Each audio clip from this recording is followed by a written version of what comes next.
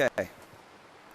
There's a lot of videos on the internet that say, oh, you can't use underhanded because of its, main weakness. Where, yeah, you have a lot of openings. And not once have I ever seen someone do a blade and sorcery video using only underhanded.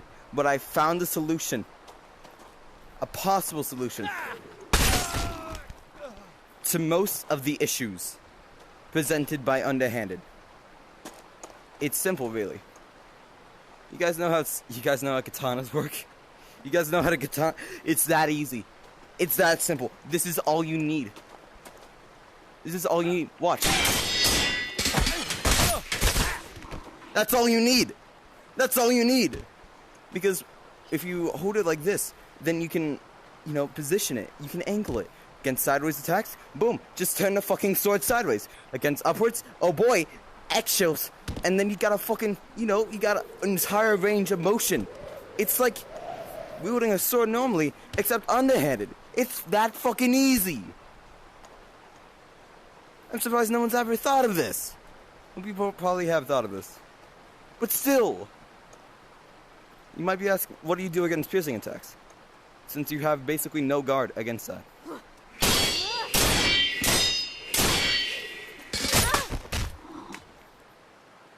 Well, that's simple, my friend.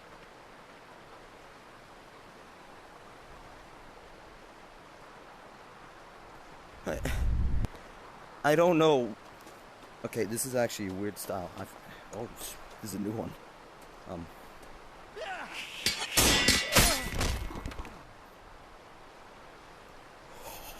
Actually, wait, no. Someone's probably wielded swords like this before. But still, piercing attacks. Watch. She's gonna come at me. She's gonna try to stab.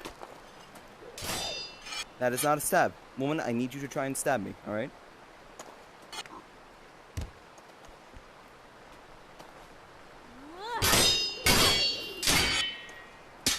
Alright. Well, she attempts to get into the position. And then bada bing, bada. Okay, now she's in stabbing position, right? She's in the position for a stab. You might be asking, what do you do against this position if you're underhanded?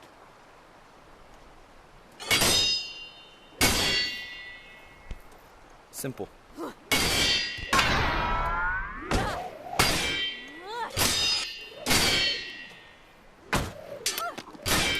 I'm back in the corner here.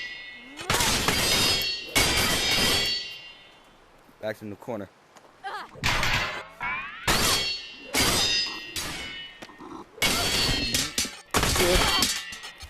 Back off. Okay. Alright, that was heated, but all you gotta do is just imagine your hand as a sheath while you're holding the blade. And when they're closest, flanking you, turn it sideways and hold it like this. Watch.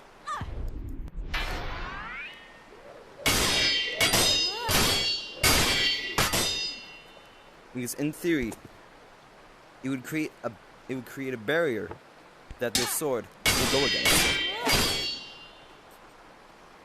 It's basic, but with enough time, I can hopefully flesh out this technique more and more, and really show that underhanded usage within sword fighting can be something that can be useful instead of being regulated to anime jokes. Like, oh no, I'm so weak. I'm a pathetic little man. Hey-ya. That was actually a perfect slash. Hey-ya. Oh no. Oh no, you got me. You got me. Here. Let me become the protagonist.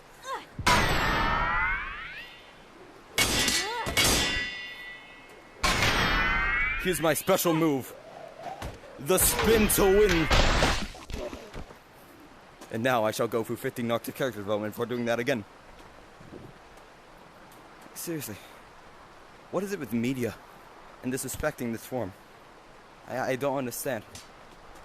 Come on, all you have to do is just...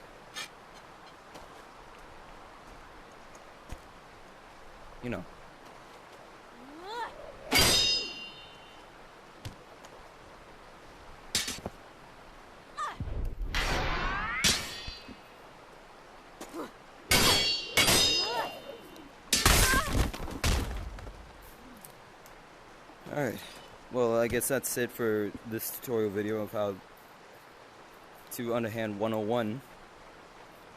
Actually, no, let's not end the video there, because I'll actually teach it. Now, you're using underhand, right? Don't try to go for any spin moves. That is the one mistake I see a bunch of people make. Like, sure, that may work if it's a short sword. Well, if you're trying to, like, one hand, for example, let's say Durandal here.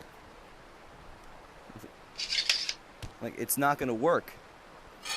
Because if you're constantly trying to spin, then you're gonna get thrown off balance by the sword's weight. Instead, try to go for simple, precise, controlled strikes. Like, try to glide your edge at their neck, or their arms, or their torso, or wherever you're trying to strike. Just try to, like, glide it. And then, right when you see your blade hit the opponent's body, force it. This way you'll know that it's a cut.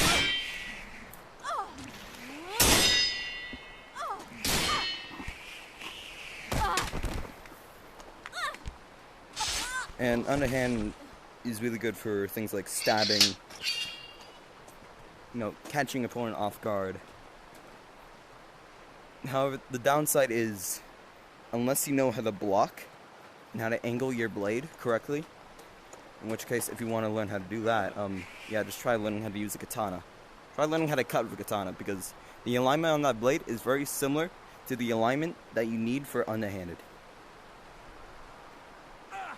Anyway, when you're trying to cut, do exactly as I said.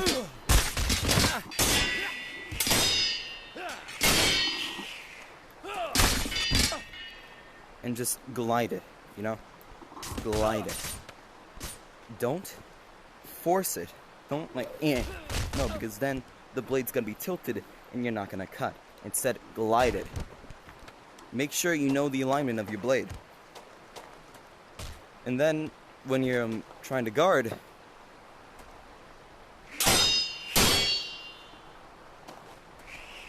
position your body in a way that your legs are crouching down to the ground so you're more rooted. That way you can take in more force. And aim your blade, aim the rotation of your blade alongside theirs. So, for example, if they were to strike downwards on you, you would have to align your blade up and to the side. That way the blade can go down and you can push it back up. If they're trying to attack diagonal, this way your body can handle the force if your legs are rooted into the ground. So then you can push off, get a possible parry, and then just, slash at their stomach. So now, we see it in action.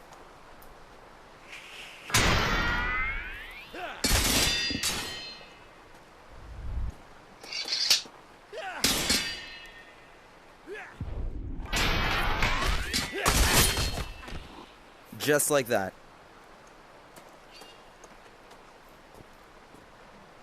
Now, the last thing I'm gonna say is when you're doing underhanded, here's a helpful tip of advice I got from a friend, right? Who was teaching me how to correctly use underhanded more. Yeah, I know. Someone learned how to do underhanded and decided to not put the information out to the public because underhanded is a completely and utterly dangerous and risky tactic unless you know what you're doing. It's like using a gun, really. If you're not prepared for it, you're gonna hurt yourself. But if you are prepared for it, you're gonna hurt everyone but yourself.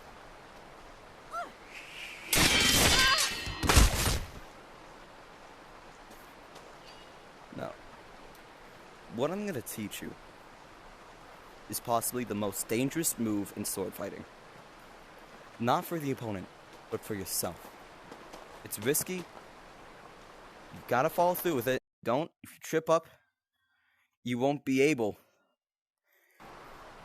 to win. Now, what is this tactic? Simple. Dashing. not dodging by jumping into the air, but dashing by sliding your feet across the ground, using your off foot to push off and then glide while holding in the pressure with your on foot. For example, if your off foot is your left and your on foot is your right, dashing backwards, you'd have to push off of your left foot, glide with your right, and then hold it in place so that you can regain your stance. For example, I learned this as a kid because I was too fucking bored. Now anyway, I guess that's all for this video. I'll catch you on the B-side.